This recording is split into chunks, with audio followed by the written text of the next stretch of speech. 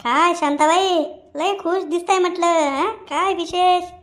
हां ठीक आहे बाई, तसं काय नाही, मी नेहमीच खुश असते. मग तुम्हाला काय माहिती नाही का?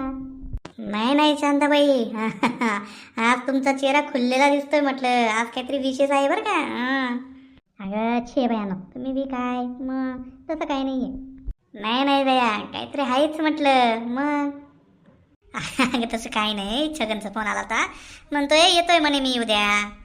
बघा बोलली ना मी, मला वाटलंच होतं. आता भाऊ येतो म्हटल्यावर खुशीने होणार तर काय होईल. हो का, बरेच दिवसांनी येतोय छगन म्हणून खुशी होते अक्काला. बरं शांत अक्का, काय म्हणतो म्हटलं छगन? हा, कुठं आहे तो सध्या? आणि काय करतो काय तो? छगन छगन आहे गावाला, आणि कामाचा विचार चल तर ते तुम्हीच बघा. अरे अरे अरे, एकाने बोला एकाने बोला. हा, काय झालं? काय झालं? मला काही माहिती नाही. मला माझे 2,000 रुपये परत पाहिजे. 2,000 रुपये? कसले 2,000 रुपये? कसले 2,000 रुपये म्हणतोय का? हा, 2,000चा चुना लावला आम्हाला प्रत्येकाला, वरून विचारतोय कसले 2,000 रुपये? मी कसला काय चुना बिना लावलेला नाही तुम्हाला. हा, 2,000च्या बदल्यात तुम्हाला औषधं दिली की? हो मग दिली ना, दिली औषधं तू.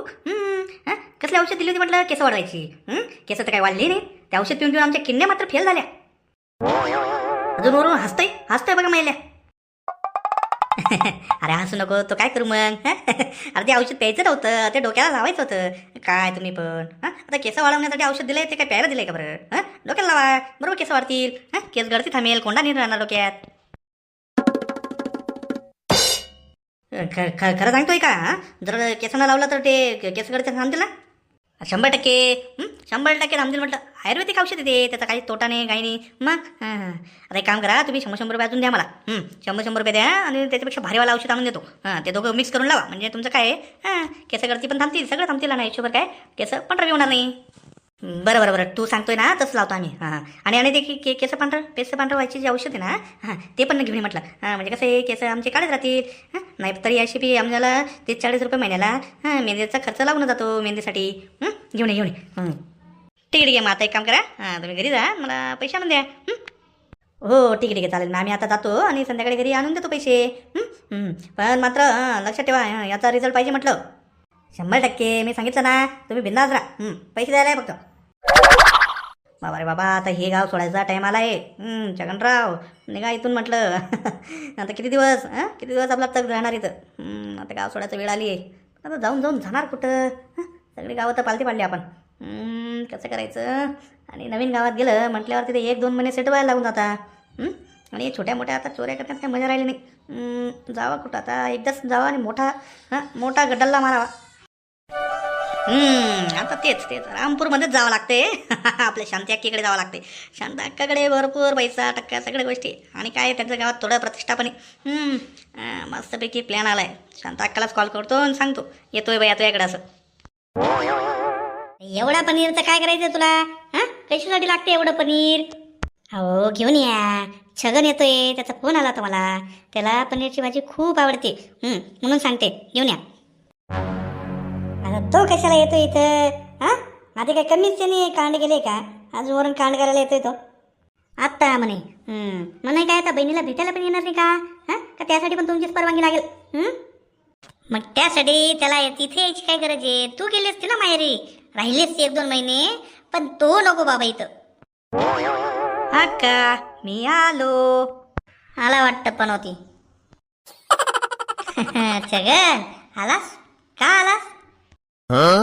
अरे म्हणजे कसा आलास असं विचारतोय मी. तुम्ही पण ना राव दाजी, चेष्टा करायची सवय काय गेली नाही वाटतं तुमची आजी. आता कसा येईल माणूस? हॅलो एसटीने. अच्छा, म्हणजे यावेळेस तुझ्याकडे पैसे होते बा? अक्का समजलं. जातो म्हटलं. तुमचा बहीण भावाचं होतं द्या प्रेम. चालू द्या म्हटलं तुम्ही. आम्हाला काय, आम्हाला आहेत काय नाही धंदे. बरं छगनराव, येतो म्हटलं मी, डेअरीवर जाऊन येतो. आता आले हा तर 1-2 तास राहा. हो जातोय. ये बाळ ये, चल. तुझ्या दाजींच्या बोलण्यावर लक्ष नको देत जाऊ. तुला माहिती आहे ना, त्यांना चेष्टा करायची सवय आहे. ये बाळ ये. छे छे, मी नाही लक्ष देत म्हटलं त्यांच्याकडे. हां मी काय म्हणतो अक्का, आता वाढ बरं लवकर, मला जेवायला वाढ. भूक लागली आहे. बरं बरं, भूक लागली माझी सांगायचं ना मग. आता एक काम कर, हातपाय तोंड धुई तू, तोपर्यंत मी तुझे ताट करते. चल. काय म्हणता आजी बापूजी, ओळखला का? अरे कोण, छगन? अरे ये बाबा ये, तुला कसं विसरून चालेल? हा ये ये. आमच्या भैया छगन आहे वय. हां ये रे बाळा ये, खुर्ची आणते मी तुला बसायला, थांब. हा छे छे छे, खुर्ची वगैरे काय नाही म्हटलं, दिवसभर बसूनच होतो. हां तेच आता थोडा फेरफटका मारत होतो, चला म्हटलं बापूजींकडे जाऊन यावा, बसू.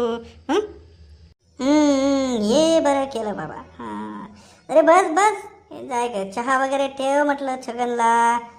चहा वगैरे ठेव, जाय. नाही बापूजी बसा, थोडं गप्पा मारायला आलो आहे मी. मी काय पाहुणा आहे का म्हटलं, घरचा माणूस आहे की नाही रे बाबा, बस बस म्हटलं, आले मी. आले म्हटलं, चहा घेऊन येते. बरं असं म्हणता, जा म्हटलं मग, थोडाच घ्या बरं, कमी साखरेचा. बरं बाबा, अशी पण आमची साखर संपली आहे, थोडीशी चिमूटभर आहे तर टाकते तेवढी. मग बापूजी काय चाललंय, सगळं व्यवस्थित आहे ना? हो बाबा, सगळं व्यवस्थित आहे म्हटलं, तू गेल्यापासून सगळ्यांचं सगळं व्यवस्थित आहे. काय बापूजी, तुम्ही पण चेष्टा करायला लागले राव. अरे नाही रे बुवा, कसली काय मजा वगैरे. ते म्हटलं तू गेल्यापासून आता बरेच वर्ष झाले ना, असं त्यामुळे बोललो मी, बाकी काय नाही. बाकी काय म्हणतो, तुझा धंदा पाणी वगैरे व्यवस्थित ना सगळं? चुना वगैरे व्यवस्थित लावता येतो ना? बापूजी काय बोलताय तुम्ही, चुना? अरे म्हटलं चुना म्हणजे पान टपरीचे दुकान होतं ना तुझं, पान शॉप होतं ना तुझं, म्हणून म्हटलं चुना वगैरे व्यवस्थित. म्हणजे पान शॉप वगैरे कसं चालू आहे तुझं असं? नाही आहे सगळं व्यवस्थित आहे. ते बापूजी म्हटलं येतो म्हटलं मी, थोडं एक महत्वाचं काम आलं मला, आठवलं, येतो. अरे थांब, कसलं काम निकूम, चहा ठेवलाय तुझ्या आजीने, तेवढं तरी पिऊन जा. नाही नको, नंतर येतो मी, थोड्या वेळाने येतो लागल्यास. आता जातो म्हटलं, महत्वाचं काम आहे. अरे थांब थांब. नाही नंतर येतो. काय छगनराव, लय वर्षाने आले म्हटलं. कुठं होते एवढे दिवस? काय करता, कामाचा व्यापच एवढा ना. आता गावाकडं 100 म्हशी, त्यांची कामं, त्यांचं शेतीची कामं, आणि आता नेमकं आबा गेल्यापासून सगळं मलाच करावं लागते. त्याच्यामुळे का, आणि कामावर का माणूस ठेवायला म्हटला की तो त्याचं बी लक्ष नाही. असं हे सगळं याच्यात टाईम भेटलाच नाही ना, असं झालं.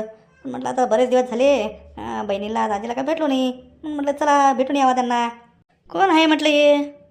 काय माय म्हटलं तू पण, आता याला ओळखत नाही का तू? म्हटलं छगन, आपला शांताक्का नाही का, शांताक्काचा भाऊ. अच्छा लहानपणी इथंच होता नाही का शिकायला? लहानपणीचा पाहिला आहे म्हटलं, आता बघा किती मोठा झाला आहे नाही? हो मग. बाकी छगनराव काय म्हणता, गावाकडची हालचाल, पाऊस पाणी वगैरे व्यवस्थित ना?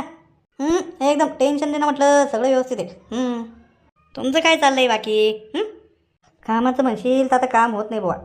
गुडघ्यांनीलाही त्रास दिला आहे म्हटलं, गुडघ्यांमुळे गेलो म्हटलं कामात ना. आता जेवढं होतं तेवढं करतो, नाही तर बाकीचे मग मजूर लावतो म्हटलं कामाला. काय बात करताय? अरे मग दवाखान्यात दाखवा ना, दवाखान्यात दाखवलं बाबा, सगळीकडे दाखवलं. गण 10-20 हजार रुपये घातले म्हटलं, पण काय फरक पडला ना.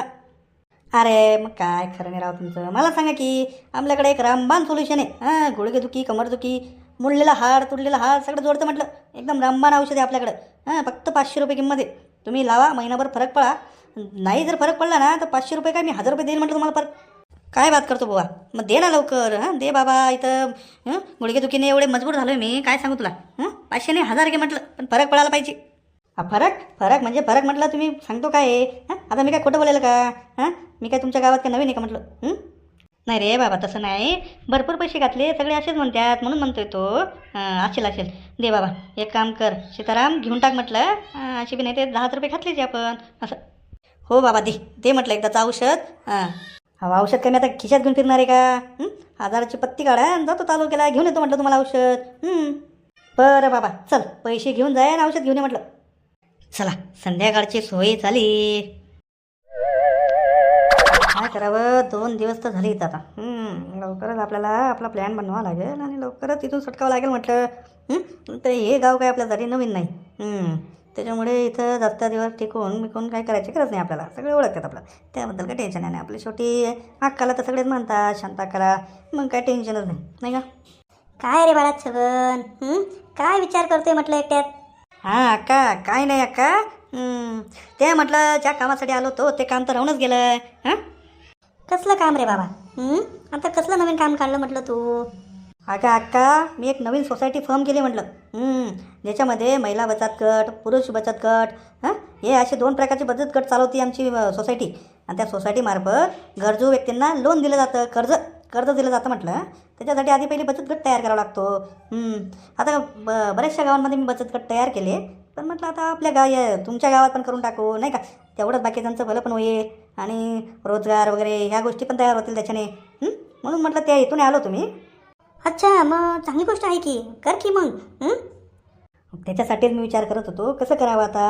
आता गावात सगळे तुला मानतात, म्हणून म्हटलं तुझा शब्द कोणी टाळणार नाही. म्हणून म्हटलं तुझ्याकडे येऊन शब्द टाकावा आता की बा 50-60 बायांचा ग्रुप तयार कर. तिकडे मग दाजींना पण सांगतो, पण आता दाजी काय माझं ऐकणार नाही, म्हणून म्हटलं तुलाच सांगावा. त्यांना पण सांग 50-60 लोकांचा ग्रुप तयार करावा. म्हणजे बचत गट तयार होईल वा. तुम्ही 50 बाया 50 माझे असे 2 बचत गट या गावात तयार झाले. मग काय सोसायटीमार्फत त्यांना जर काही कामं करायचे असेल समूहाने वगैरे तर लोन पण देता येईल. मग करतील की, त्यात काय एवढं. जर गावाचा विकास होत असेल आणि लोकांना रोजगार मिळत असेल तर चांगलं आहे की मग. कर, त्याला काय एवढं विशेष. मला सांग मी काय करू. हे बघा का, काय करायचं नाही आहे, फक्त एक काम कर म्हटलं. आता एक संध्याकाळी सगळ्या बायांना घेऊन ये, मी साहेबांना पण घेऊन येतो, ते सगळं मार्गदर्शन करतील. बरं बाबा बरं, पण सांगू काय, किती वाजता यायचं, कसं यायचं, काय करायचं? उद्या संध्याकाळी बोलव 5 वाजता सगळ्यांना. आपल्या इथे चौकात बोलव. पहिले महिला बचत गट तयार करू, नंतर पुरुष बचत गट तयार करू असं. बरं बाबा ठीक आहे, बोलवते म्हटलं, सर्वांना सांगते मी. काय टेन्शन न घेऊ, सगळे व्यवस्थित होईल. बरं बाळा. हां, तू आहे म्हटल्यावर मला कसलं टेन्शन आलं. नाही बरं म्हटलं, मग मी सांगतो दाजींना बाकीचं. तू कर म्हटलं मग तेवढं. बरं करते बाळा, करते.